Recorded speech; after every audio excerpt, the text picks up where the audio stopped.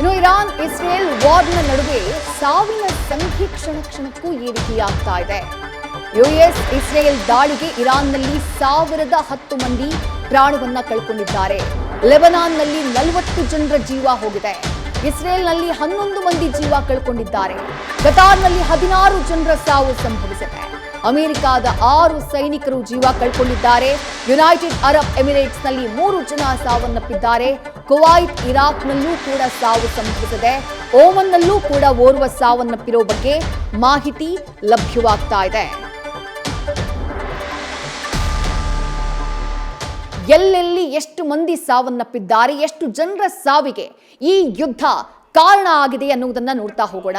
ಯುದ್ಧ ನೇರವಾಗಿ ನಡೀತಾ ಇರೋದು ಇಸ್ರೇಲ್ ಹಾಗೆಯೇ ಇರಾನ್ನ ನಡುವೆ. ಅಮೆರಿಕ, ಇಸ್ರೇಲ್ ಜಂಟಿಯಾಗಿ ದಾಳಿಯನ್ನ ನಡೆಸ್ತಾ ಇವೆ. ಆದ್ರೆ ಇರಾನ್ ಕೊಲ್ಲಿ ರಾಷ್ಟ್ರಗಳಲ್ಲಿರುವಂತಹ ಅಮೆರಿಕದ ಏರ್ ಬೇಸ್ಗಳನ್ನ ಗುರಿಯಾಗಿಸಿ ಆ ದೇಶಗಳ ಮೇಲೂ ಅಟ್ಯಾಕ್ ಮಾಡ್ತಾ ಇರೋದ್ರಿಂದ ಆ ದೇಶಗಳಲ್ಲೂ ಕೂಡ ಸಾವು ನೋವಿನ ಸಂಖ್ಯೆಗಳು ಕಾಣಿಸಿಕೊಳ್ತಾ ಇವೆ. ಮೊದಲನೇದಾಗಿ ಇರಾನ್ ದಾಳಿಗೆ ಒಳಗಾಗಿರುವಂತಹ, ಮೊದಲಿಗೆ ಅಟ್ಯಾಕ್ಗೆ ಒಳಗಾಗದಂತಹ ದೇಶ ಇರಾನ್ನ ಸುಮಾರು 31 ಪ್ರಾಂತ್ಯಗಳಲ್ಲಿ 27 ಪ್ರಾಂತ್ಯಗಳ ಮೇಲೆ 1200ಕ್ಕೂ ಹೆಚ್ಚು ಮಿಸೈಲ್ ಹಾಗೆ ಡ್ರೋನ್ಗಳ ಮೂಲಕ ಅಟ್ಯಾಕ್ ಮಾಡಲಾಗಿದೆ ಅನ್ನುವಂಥ ಮಾಹಿತಿ ಇದೆ. ಇಸ್ರೇಲ್ ಹಾಗೆ ಅಮೆರಿಕಾದಿಂದ ಜಂಟಿಯಾಗಿ 1010 ಸಾವುಗಳು ಇದುವರೆಗೆ ಸಂಭವಿಸಿರೋದು. ಫೆಬ್ರವರಿ 28ನೇ ತಾರೀಕು ಯುದ್ಧ ಶುರುವಾಗುತ್ತೆ. ಇವತ್ತಿನವರೆಗೆ 1010 ಮಂದಿ ಜೀವವನ್ನ ಕಳ್ಕೊಂಡಿದ್ದಾರೆ. ಸುಮಾರು 100 ಜನ ಗಾಯಾಳುಗಳಿದ್ದಾರೆ ಅನ್ನುವಂಥ ಮಾಹಿತಿ ಇದೆ. ಅದರ ಜೊತೆಗೆ ದಾಳಿ ಮಾಡಿರುವಂತಹ, ಮೊದಲಿಗೆ ದಾಳಿಯನ್ನ ಇನಿಷಿಯೇಟ್ ಮಾಡಿದಂತಹ ರಾಷ್ಟ್ರ ಇಸ್ರೇಲ್ನಲ್ಲಿ ಇದುವರೆಗೆ 11 ಮಂದಿ ಜೀವವನ್ನ ಕಳ್ಕೊಂಡಿದ್ದಾರೆ. ಬೆಸ್ಟ್ ಮಿಲಿಟರಿ ಡಿಫೆನ್ಸಿವ್ ಟೆಕ್ನಿಕ್ನ ಅಥವಾ ಉಪಕರಣಗಳನ್ನ ಹೊಂದಿರುವಂತಹ ರಾಷ್ಟ್ರ ಇಸ್ರೇಲ್ ಅಂತ ಹೇಳಿ ಕರೆಸಿಕೊಳ್ಳುತ್ತೆ.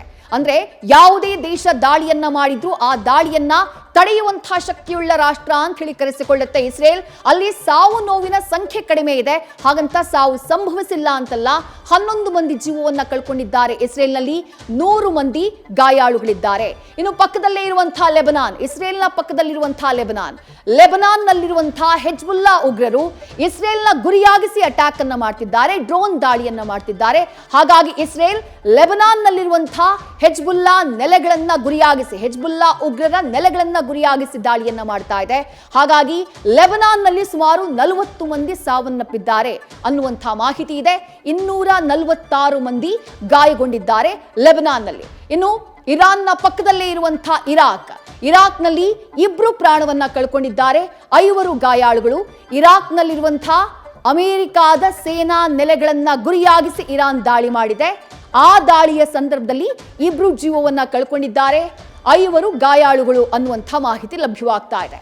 ಇನ್ನು ಇರಾನ್ ದಾಳಿಯನ್ನ ಮಾಡಿರುವಂತಹ ಮತ್ತೊಂದು ಕೊಲ್ಲಿ ರಾಷ್ಟ್ರ ಅದು ಕುವೈತ್ನಲ್ಲಿ 3 ಜನ ಜೀವವನ್ನ ಕಳ್ಕೊಂಡಿದ್ದಾರೆ. ಅಲ್ಲೂ ಕೂಡ ಕುವೈತ್ನ ಅಮೆರಿಕಾದ ಏರ್ ಬೇಸ್ ಹಾಗೆ ನೇವಲ್ ಬೇಸ್, ಅವರ ಸೇನಾ ನೆಲೆಗಳೇನಿದ್ದಾವೆ ಅದನ್ನ ಗುರಿಯಾಗಿಸಿ ದಾಳಿ ನಡೆಸಿರೋದು.